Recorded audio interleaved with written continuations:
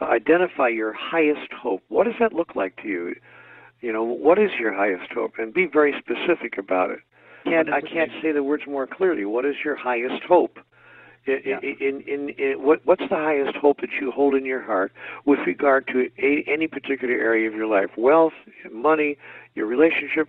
If you could have anything, if you could have it be any way you want it, identify your highest hope. That might seem like an elementary step, but it's an important means of coming to clarity, because a lot of people don't even really know what their highest hope is. They've never even put it in those terms.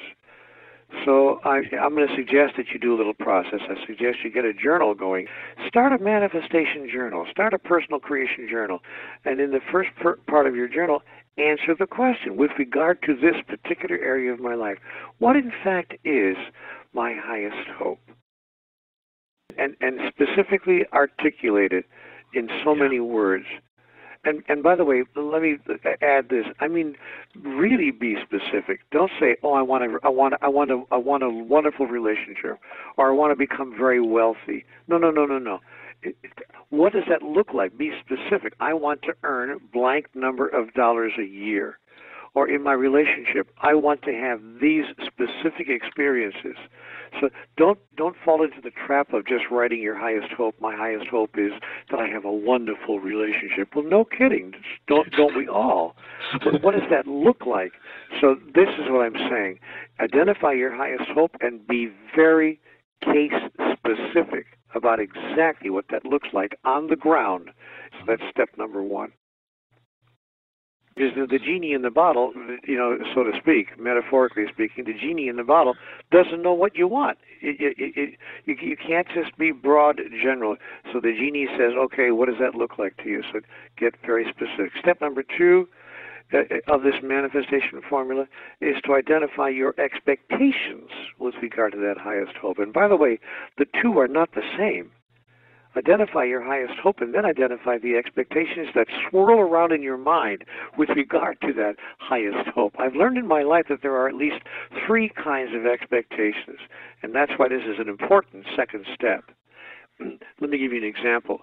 Sometimes the expectation with regard to your highest hope is that it simply isn't going to happen. That's, by the way, for most people, the first expectation. You know, like a lot of people, her expectation around that might be, well, you know what, it's not going to happen. It's not going to happen. So, or if your highest hope, for instance, is that you double your income in the next year. But I had that hope once, and my first thought was, yeah, that'd be really nice, doubling my income, but it's not going to happen. I mean, let's be realistic. Let's be honest. Come on, it's not going to happen. By the way, don't lie to yourself about this. Be truthful with yourself. Be honest with yourself. Be fair. Play fair. So write down, if that's your first thought, write it down in your manifestation journal. Don't do the thought that's expected of you. Don't say what's expected of you, by the world. You're not supposed to think that way. Actually write down what your actual expectation is. By the way, the second kind of expectation is that it's positive. Some people say, you know what, I absolutely believe this is going to happen. I can't even imagine that it's not going to happen. Well, then write that down as the second part of your process. Identify your expectation with regard to your highest hope as, yes, this is going to happen. I can feel it. I can feel it in my bones. It's on its way to me right now, and that's what's going to happen. So identify that. Then the third kind of expectation that some people have, it's neither negative nor positive, actually a demand. This had better happen. If it doesn't, this is going to happen, or else I can't be happy. I can't be happy unless this happens, and I'm going to be pretty mad with God if she doesn't make this happen. By the way, you think I'm making this up? I know people who've been there, and one of those people is me. I was there at some point in my life. I can remember saying to God, saying to myself, saying to the universe, I'm really tired of things being this way. This had better happen. I'm really tired of having to live through this way. And I even went to the ultimate threat in my case, really, to be honest with you, to be transparent. I was saying in my mind, either this happens this way or I'm out of here. I'm out of this relationship, I'm out of this job, or I'm out of this life. I don't want to play anymore. I don't want to play. I'm out of here. But if you use this process, the beauty of this process is that it allows you to look at how you're looking at what you're looking at. Did you hear what I said? This process allows you to look at how you're looking at what you're looking at. And that's why the process is so powerful.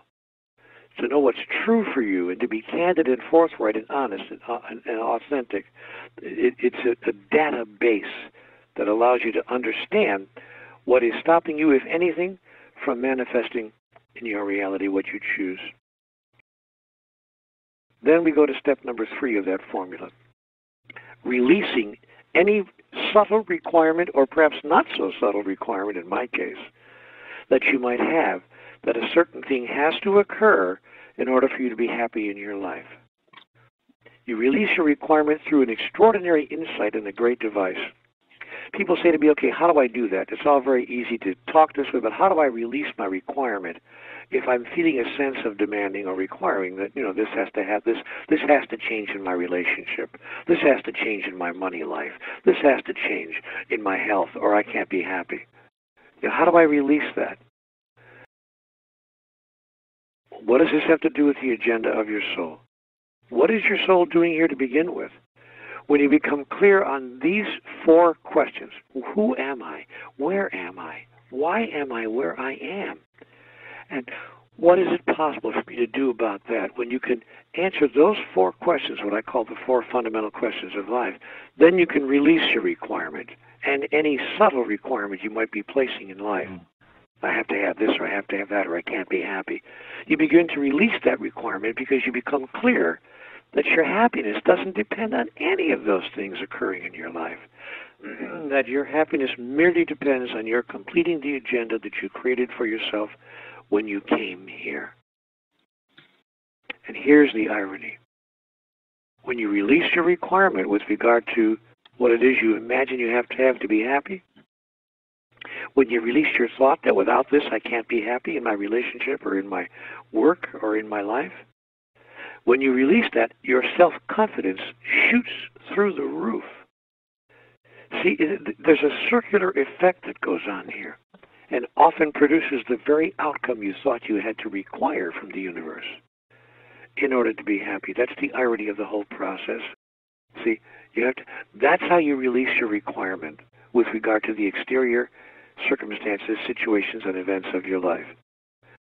The act of requirement is often seen as a positive. That is, some teachers say, require it of God, in the sense of, maybe they don't use the word require, but what they say is, ask and you shall receive. Know with a certainty that you're going to receive it. Well, knowing with a certainty is one thing, but requiring it is another thing. And sometimes people get the two confused, and they think that I know with a certainty that I'm going to get this, that God is going to give this to me, life is going to provide this for me right now. Then when they don't get it, they realize that they really had a subtle requirement in place, and they can tell they had a subtle requirement in place because they become angry if they don't get what they were trying to manifest. They become actually angry with life, frustrated with God, furious with themselves, and they throw the whole thing over. They just throw the whole kit and caboodle out because they say to themselves, I should have known better. I should have known this wasn't going to work. That's when you can tell that you actually had in place, without knowing it, a subtle requirement. This had better work, or else the process will have been proven to be ineffective and, in fact, a false teaching.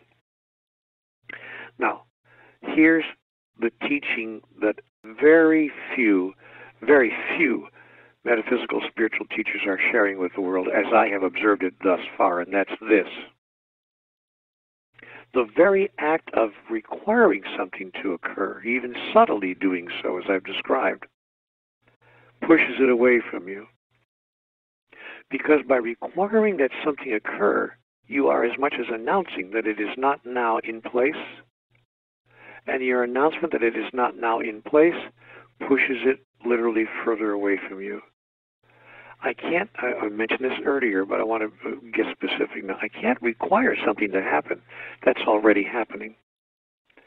So if I have a thought that, I just require I require more money in my life. I really require it. And I'm calling it forth now from God. And I know with a certainty it's going to happen. If you know with a certainty that it's going to happen, and you're requiring it to happen, you are announcing that it is not now happening. And you're placing it into the future in a way that denies the present reality, in a way that denies God's very words to us. Even before you ask, I will have answered. So we don't require what we already have. We don't even require it to come to us, what we already know is coming to us. So requirement is an act of faithlessness, actually. And there's a difference between faith and requirement, I promise you.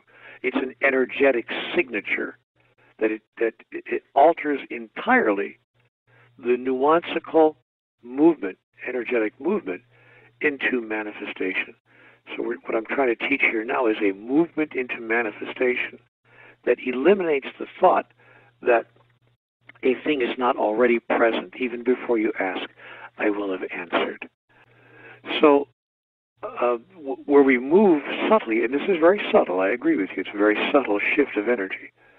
But the shift is from wanting something to be different or wanting something to change to noticing that it is changing and participating in the process that produces a particular kind of change.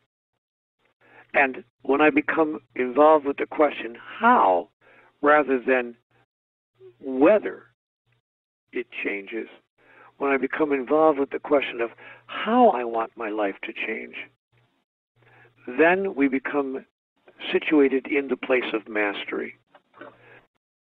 So what we want to do is change the way we approach change. And let me give just one example to answer your question. One example of that. All change is change for the better. When we become involved in a participatory way in moving that change for the better even forward and more forward, then we realize in real terms the outcomes that we wish to seek made manifest in our life. But when we simply sit in a situation of, I wish things would change, and I really want things to be different, then you will not find that manifesting anywhere near as rapidly, if ever at all, because what you resist persists. And we see that things are changing, and we change everything with regard to change by noticing that all change is change for the better, or it wouldn't be happening. Then we can make it even better than the better it is now by participating in a co-creative process rather than resisting what is now appearing. Cease all againstness. That does not mean do not seek to alter what is being created in our future. It means do not be against what is happening right now. And that brings us to step number 4, experience living from source.